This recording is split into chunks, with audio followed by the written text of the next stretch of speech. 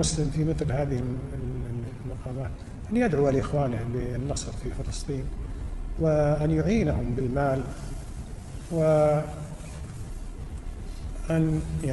يبذل لهم أقصى ما يمكنه من أسباب نصرتهم.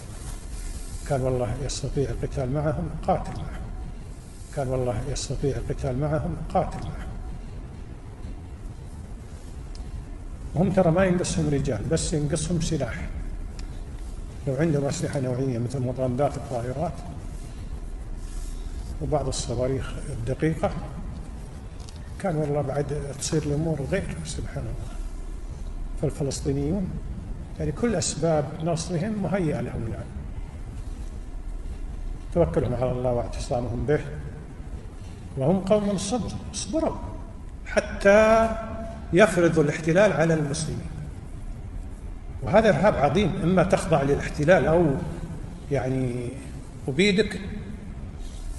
هذا ما يصبر عليه الأحرار، وما يصبر عليه الموحدون المسلمون. هذا ما يصبر عليه الأحرار، وما يصبر عليه الموحدون المسلمون.